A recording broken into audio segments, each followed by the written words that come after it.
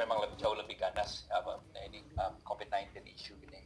Dan di Australia pastinya dampaknya sama dengan di Indonesia, banyak sekali terjadi shrinking company, banyak retail yang ditutup gitu ya, dan boleh take away aja gitu. Kantor masih buka, by the way, construction industry masih buka di sini. Kantor kita juga masih kantor, cuma kita bikin alternate week gitu, ada minggu pertama siapa, minggu kedua siapa yang kerja gitu. Lalu kita juga lihat bagaimana kita respon berubah gitu, misalnya klien-klien kita pada nggak bisa datang ke Australia, jadi banyak kan kita melalui 360 degree video begitu. Now what's interesting adalah pengalaman menarik untuk kita adalah bulan Februari Maret penjualan kita tahu-tahu tingginya luar biasa gitu, dan kita mikir mungkin ada beberapa faktor gitu. Ada beberapa faktornya itu adalah dolar Australia yang melemah, yang 55 sen pada waktu itu ke US dollar, jadi pada banyak yang mau beli propertinya gitu. Lalu juga faktor tentang rupanya juga pada waktu banyak juga orang-orang yang dari luar negeri yang stuck di Australia gitu, jadi mau nggak mau mumpung nganggur sekalian dia lihat properti gitu. So that's interesting. Kita jual kalau nggak salah 20 juta dolaran bulan Februari, setelah itu 23 juta dolaran bulan Maret gitu, dan April kita udah mulai clocking dengan big number gitu. Jadi dari secara traffic untuk orang datang ke display berkurang, tapi secara penjualan kok malah record breaking untuk kita gitu, dari terutama dengan properti yang mahal-mahal gitu, yang harganya tinggi gitu, yang 3 juta, 4 juta, 5 juta dolar itu yang kita menarik aja melihat bahwa yang kapasitas yang beli, yang keluar ini kok terakhir-akhir ini sangat-sangat strong gitu secara financial gitu. Nah, di hotel sedikit pasti terpengaruh kalau hotel Sky gitu, karena occupancy itu drop banget, tapi di Australia tetap karena banyak sekali local traveler ya, local itu, dan kita tambahkan dengan kita buka long term stay, jadi 3 bulan ke atas gitu. Dan ini menarik karena banyak orang yang capek kerja di rumah, karena kalau hotel kan nggak bisa kerja karena harus tutup, mereka pada mau kerja di tempatnya kita gitu, karena kita apartemen ada fresh air, bisa masak gitu.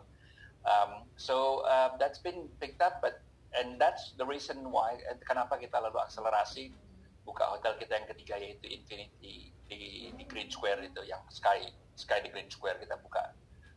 Kita sudah mulai beberapa orang udah mulai masuk di tempat situ, dan orang pada bertanya kok buka pada waktu hotel-hotel lagi tutup gitu. Banyak banget kan hotel di sini juga pada ditutup seperti di Indonesia gitu.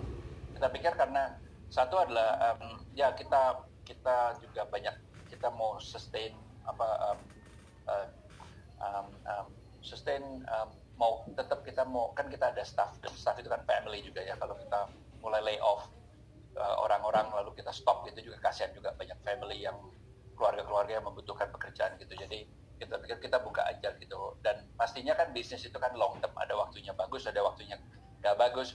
Yang penting kita launching dulu aja lah gitu, kita buka gitu. Kayak dulu Crown Group dan 1996 juga buka proyek pertama di tengah-tengah resesi, bukan resesi, krisis moneter Asia kan. Tapi top kita juga do well out of, kita juga do really well out of it gitu. Jadi kita buka, dan tapi memang kita lihat oportunitasnya banyak sekali yang perusahaan-perusahaan yang dari luar negeri yang menarik orangnya dari dulu. Ya misalnya dia takut kalau mereka kerja di tempat-tempat yang mungkin medical fasilitasnya kurang cukup, dan peningkatan virus infeksinya sangat cepat sekali gitu. Jadi mereka pada narik balik ke kota Sydney kembali. Nah, mereka biasanya nggak punya rumah lagi kan, karena mereka udah expatriate gitu. Nah, itulah mereka sebagai target-target yang tepatnya orang kita. Ada juga kita lihat orang-orang yang contohnya adalah keluarga dokter gitu. Nah, keluarga dokter ini kadang-kadang mereka takut kalau dokter sama dokter tahu satu kejakitan gitu kan, it's not good gitu, karena mereka transfernya kepada orang sakitnya jauh lebih cepat daripada orang-orang normal gitu. Jadi ada family dokter yang milih, yang satu tinggal di rumah, yang satu tinggal di tempatnya kita gitu. Nah ini makanya kita akselerasikan proyek kita, pembukaan hotel ketiga gitu di Green Square. And then the third one is really of course nanti si Patrick bisa jelasin tiket untuk proyek di LA ya, tentang detailnya. Tapi good news is kita beli tanahnya akhirnya, jadi final kita konfusi untuk gambar.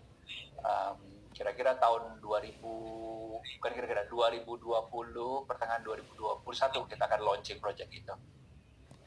So that's a big news. Dan towernya di LA ini, orang sering kali bertanya gitu, kenapa kok kita ke LA gitu.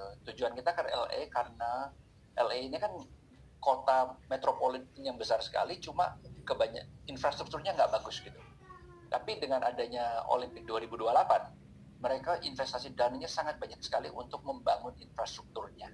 Dan ini yang kita lihat sebagai opportunitas, sebagai kota yang very rare, sangat jarang banget kota yang sudah bisnisnya sudah ada, fasilitas sudah ada, cuma masih ketinggalan gitu. Nah ini, tapi sekarang ini kita lihat ada kayak adanya LA Live, hotel-hotel yang dibangun di tanah sebelahnya tanah kita tuh ada juga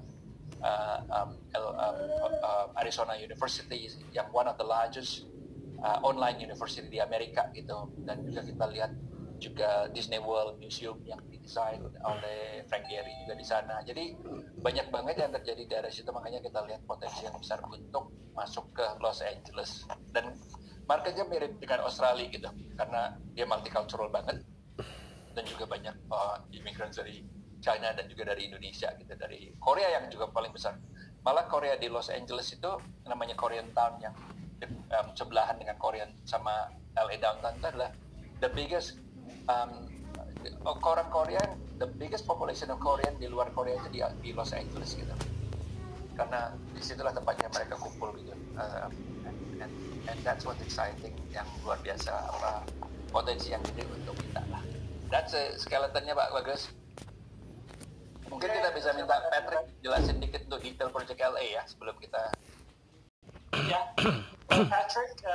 Could you please explain a brief explanation regarding the LA projects? Of course in English, but can you do it slowly, not that fast?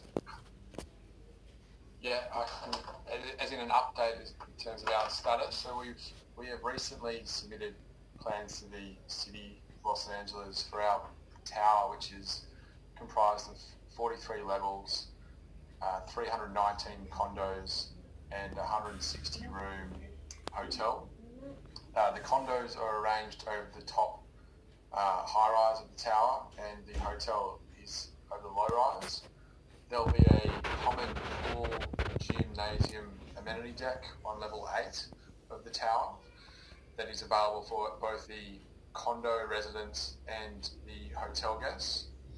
And we'll then also have an exclusive residence retreat located on levels 42 and 43, and these two levels will be exclusively available for the condo owners. So it's something that's never been done before in Los Angeles, certainly, and it's effectively providing the most valuable real estate, 2 penthouse floors, through shared amenities such as kitchen facilities, entertaining, dining, relaxing, co-working, and a open air sky garden to all the condo residents. So you can own a 1-bedroom on the 20th floor and be able to have a dinner party on level 42, which we think is pretty special. So we've submitted our plans to the city last month. We expect to have entitlement approval by this time next year, and we're working towards starting construction towards the end of next year for a 2025 completion. So that's basically the status of the project. Was there anything in particular, Bagus, in addition to that anyone would like to know? Okay, thank you, Patrick.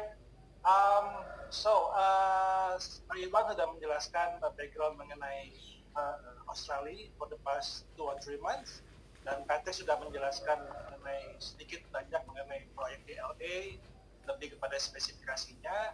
Dan sekarang kita akan masuk ke sesi